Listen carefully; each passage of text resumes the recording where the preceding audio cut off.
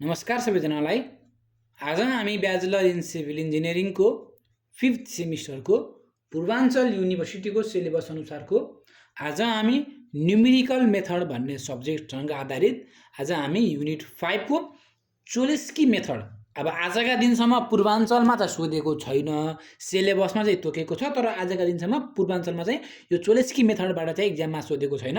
नसोधिए पनि तर पूर्वाञ्चल बाहेक हजुरको टियु हजुरको लागि यो पोखरा काठमाडौँ युनिभर्सिटीहरूको लागि चाहिँ इम्पोर्टेन्ट क्वेसन नै हो एनएमको चाहिँ चोलेस्की मेथड। अब यो मेथड भनेको चाहिँ अलिक फरक छ। जुन हामीले एउटा मेथड हालेका थियौँ युट्युबमा, हजुरले हाम्रो भिडियो हेर्नुभएको छ भने एउटा एलयु डिकम्पोजिसन मेथड, यो यसको बारेमा हामीले युट्युब च्यानलमा हालिसकेका छौँ। डु लिटिल र क्राउड मेथड छ, यो दुईवटा मेथडको बारेमा हामीले युट्युब च्यानलमा हालिसकेका छौँ भिडियो। हाम्रो अगाडिको भिडियो हजुरले हेर्नुभएको छैन भने कृपया एकपल्ट हाम्रो च्यानल भिजिट गरेर हाम्रो अगाडिको भिडियो हजुरले हेर्न सक्नुहुन्छ। जसरी यो हामीले गरेका छौँ सेम मेथड, त्यो केही फरक छैन, हल्का एउटा स्टेप्स मात्रै फरक छ, नभए मेथड भनेको सेम नै हो है त। गर्ने तरिका भनेको कन्सेप्ट उस्तै हो भनेपछि अगाडिको हजुरले भिडियो हेर्नुपर्छ सबैभन्दा सुरुमा यो बुझ्नको लागि। चोलेस्की मेथडमा हामीले के गर्छौँ भन्दाखेरि if A is equal to A transpose then it is called symmetric matrix. So Cholesky method is only applicable for symmetric matrix. जस्तो पाए त्यस्तै म्याट्रिक्सको लागि हामीले चोलेस्की मेथड चाहिँ युज गर्न मिल्दैन है। यस्तो म्याट्रिक्स जुनको चाहिँ ए को भ्यालु र ए ट्रान्सपोजको भ्यालु सेम हुन्छ, त्यस्तो म्याट्रिक्सलाई मात्रै हामीले के गर्न मिल्छ, चोलेस्की मेथड चाहिँ युज गर्न मिल्छ। अब फर इक्जाम्पल हेरौँ, इक्जाम्पल त एउटा दिनै पर्यो। अब हजुरले हेर्नुहुन्छ भने एउटा म्याट्रिक्स हेरौँ 1 2 3 2 3 8 22 22 82 भनेपछि हेर्नु त, यदि यो ए हो भने हेर्नु ल, यो यति ए हो भने ए को ट्रान्सपोज के हुन्छ, रोलाई कोलममा चेन्ज गर्ने हो, रोलाई कोलममा चेन्ज गरे 1 2 3, यो रोलाई कोलममा चेन्ज गरे 2 8 22, यो रोलाई मैले कोलममा चेन्ज गरे 3 22 82। हेर्नु ल, एउटै आयो कि आएन भनेपछि यस्तो खाले म्याट्रिक्सलाई हामीले के भन्छौँ, सिमेट्री म्याट्रिक्स भन्छौँ है त। भनेपछि यदि हाम्रो ए को भ्यालु यो म्याट्रिक्स यो र ए ट्रान्सपोजको म्याट्रिक्स यो, दुईटा म्याट्रिक्सको भ्यालु त बराबर आउँछ भने त्यस्तो खाले म्याट्रिक्सलाई हामीले के भन्छौँ, सिमेट्रिक म्याट्रिक्स भन्छौँ। र चाहिँ सिमेट्रिक म्याट्रिक्स भयो भने मात्रै हामीले के गर्न मिल्छ, चोलेस्की मेथड चाहिँ अप्लाई गर्न मिल्छ, सिम्पली बुझ्दाखेरि। अब एमा हजुरले जे गरे पनि भयो, लोवर ट्रायङ्गलबाट गरे पनि भयो, अप्पर ट्रायङ्गलबाट पनि गरे पनि भयो, इक्जाममा तोक्दैन। यसैबाट गर भने इक्जाममा तोक्दैन, इक्जाममा तोक्ने भनेको चोलेस्की मेथड भनेर तोक्छ, यसैबाट गर भन्न त्यो छैन। भनेपछि यदि हेर्नु है, ए को भ्यालु जुन हामीलाई एउटा इक्वेसन दिन्छ, इक्वेसन दिइसकेपछि त्यहाँबाट हामीले चाहिँ त्यसको चाहिँ अगमेन्टेड म्याट्रिक्स ए निकाल्न सक्छौँ। र चाहिँ augmented matrix A is equal to के हुन्छ, यल इन्टु यल ट्रान्सपोज। अब यल भनेको के हो मेन बुझ्नु पर्यो है। अगमेन्टेड म्याट्रिक्सको कुरा त मैले भनिहालेँ, यल भनेको के हो, यल भनेको यल म्याट्रिक्स भनेको के हुन्छ, यल म्याट्रिक्स भनेको यो हो, कण्ठ पार्न पर्यो। यो म्याट्रिक्स भनेको यो हो, यल म्याट्रिक्स भनेको यो हो। यल म्याट्रिक्समा के हुन्छ भन्दाखेरि यी लोवर ट्रायङ्गल बन्ने भयो, अप्परमा चाहिँ 0 हुने भयो भने अप यो यु भनेको अप्पर ट्रायङ्गुलर म्याट्रिक्स हुने भयो, लोवर चाहिँ के हुने भयो, 0 हुने भयो। हजुरले याद गर्नु पर्यो, यलको जहिले पनि म्याट्रिक्स यो नै हो। जहिले जस्तो क्वेसन आयो भने पनि यल भनेको यो नै हुन्छ, जस्तो क्वेसन आए पनि यु भनेको यो नै हुन्छ। हजुरले यलबाट गरे पनि भयो, लोवर ट्रायङ्गुलरबाट गरे पनि भयो, यु भनेको हजुरले अप्पर ट्रायङ्गुलरबाट गरे पनि भयो। मैले गर्दाखेरि मैले यलबाट मैले जेबाट घर प्र्याक्टिस गरिरहेको हुन्छु मैले त्यहीबाट गर्छु इक्जाममा पनि। र चाहिँ दुईटा मेथडबाट प्र्याक्टिस गर्नुभयो भने हजुरलाई झन्झटिलो हुन्छ, एउटा मेथड चाहिँ हजुरले फलो गर्नु होला। म चाहिँ यो मेथड फलो गर्छु कि यताबाट म गर्दिनँ, अप्पर ट्रायङ्गुलरबाट म जाँदिनँ कि, म चाहिँ लोवर ट्रायङ्गुलरबाट जान्छु, त्यो भने मलाई पनि इक्जाममा गर्न सजिलो हुन्छ भनेपछि फर्स्ट स्टेप भनेको के हुन्छ, A is equal to L into L transpose. L भनेको यही नै भयो। अब यल ट्रान्सपोज, यसको ट्रान्सपोज निकाल्ने हो भने के हुन्छ, यल 1 1 0 तल आउने भयो, यो 0 यहाँ आउने भयो, यल 2 1 यहाँ आउने भयो, यल 2 2 यहाँ आउने भयो, 0 यहाँ आउने भयो, यल 3 1 यहाँ आउने भयो, यल 3 2 यहाँ आउने भयो, यल 3 3 यहाँ आउने भयो। भनेपछि यसको ट्रान्सपोज भनेको यो हुन्छ कि हुँदैन, ट्रान्सपोज त गर्न आउँछ।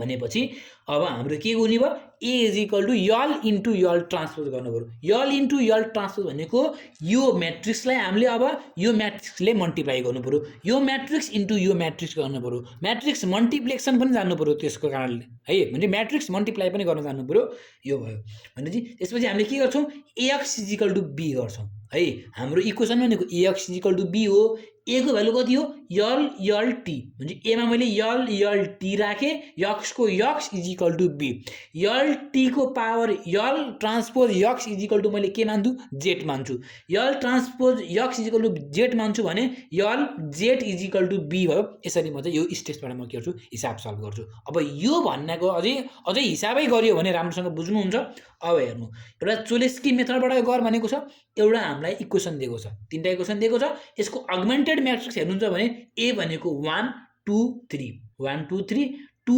8 22 2 8 22 3 22 82 3 22 82 अब यसको ट्रान्सपोज हेर्नुहुन्छ भने ई यसको ट्रान्सपोज यो यसको ट्रान्सपोज यो यसको ट्रान्सपोज यो भनेपछि ठिक छ नि भनेपछि ठिक छ ठिक छैन सिमेट्री छ नि त यो म्याट्रिक्स त सिमेट्री म्याट्रिक्स भयो भने मात्रै हामीले के गर्न मिल्छ चोलेस्की युज गर्न मिल्छ यो सिमेट्री छ सिमेट्री हुनको लागि A is equal to A transpose हुनुपर्छ हुन्छ ठिक छ यक्स भनेको यक्स वाइ जेड बी भनेको 5 6 10 ठिक छ यल अघि पनि मैले कुरा गरेको थिएँ यलको बेलामा यलको भ्यालु जहिले पनि यही हुन्छ कन्टा पार्नु पर्यो यलको ट्रान्सपोज यसलाई ट्रान्सपोज गर्नु पर्यो यसको म्याट्रिक्स ट्रान्सपोज गर्न हजुरलाई आउँछ म्याट्रिक्स ट्रान्सपोज गर्ने हो भने यल 1 1 0 0 कोलुम के अरे रोलाई कोलुममा चेन्ज गर्ने रोलाई कोलुममा चेन्ज गर्ने रोलाई कोलुममा चेन्ज गर्ने यी 1 1 1 1 यल 1 1 0 0 यल 1 1 0 0 यो रो छ रोलाई कोलुममा चेन्ज गर्यो यो रो छ रोलाई कोलुममा चेन्ज गर्यो यो रो छ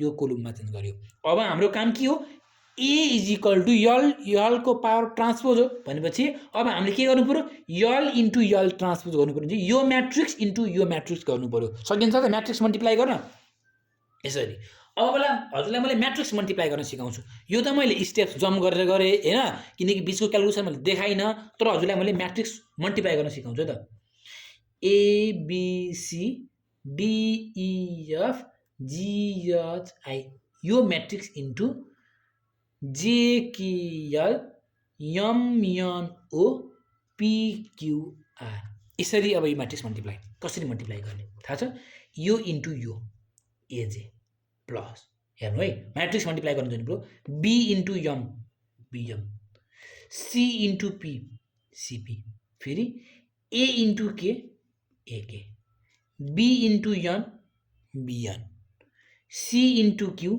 सिक्यू फेरि अर्को A into L AL plus B into O BO plus C into R CR फेरि यसरी D into J DJ E into M EM plus F into P FP फेरि D into K DK plus E into N EN plus F into Q FQ फेरि यहाँ D into L DL plus E into O EO plus F into R FR फेरि G into J GJ plus H into N HM यम है plus I into P IP फेरि G into K GK plus H into N HN plus I into Q IQ फेरि G into L GL plus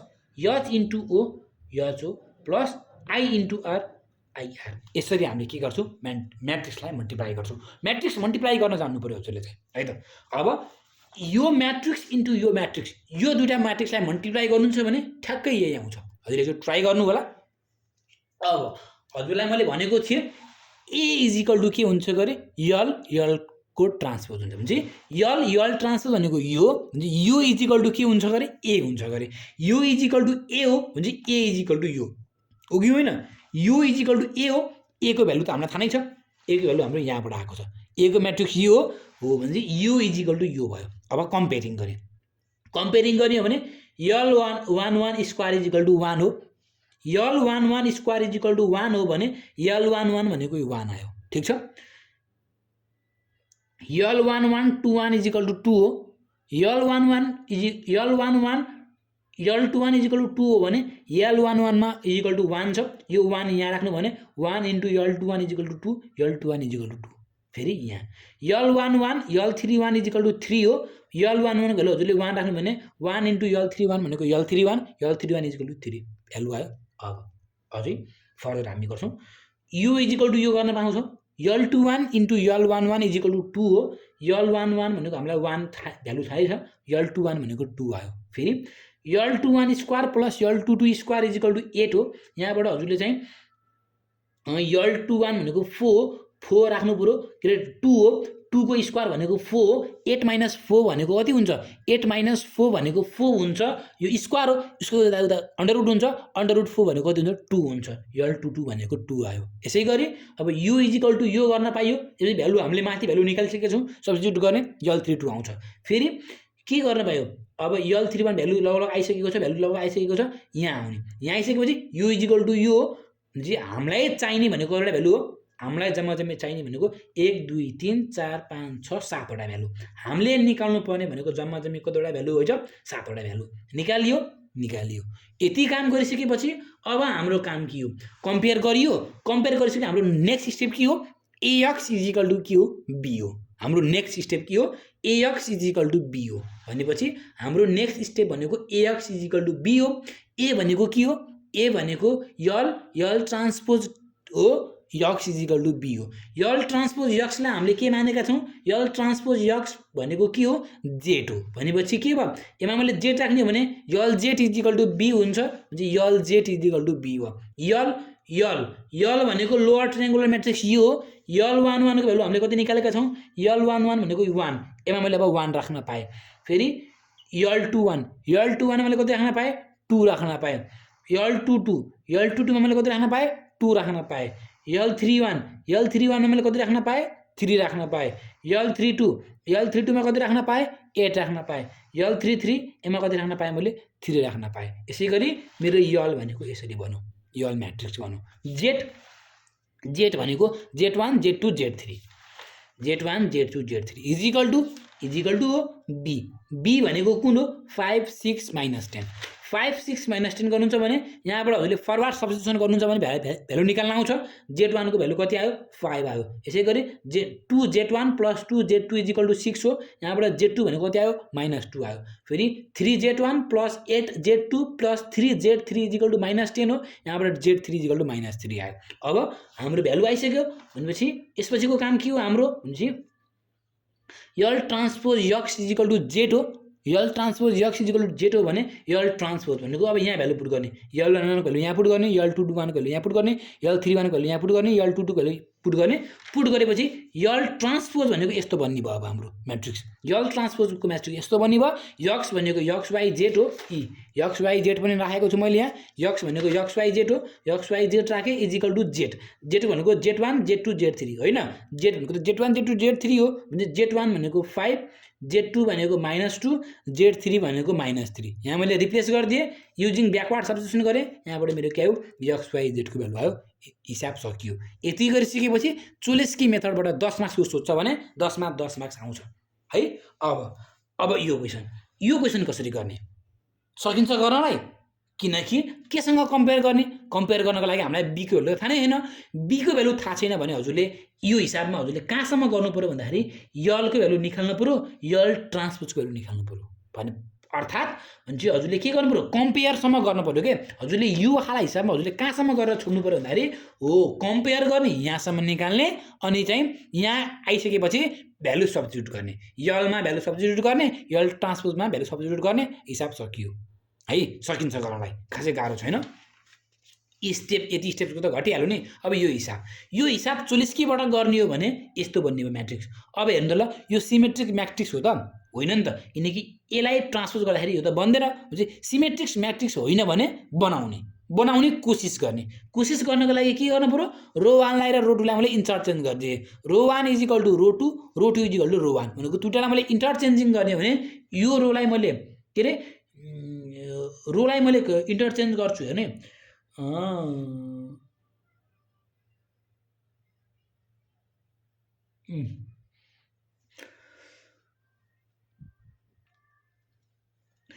रो रो 2 भनेपछि रो 2 लाई मैले माथि लेखिदिन्छु, रो 1 लाई मैले तल लेखिदिन्छु। हेर्दै यी रो दुईटा रो हो नि त, यसलाई भनेपछि यसलाई भन्नुपर्ने भयो।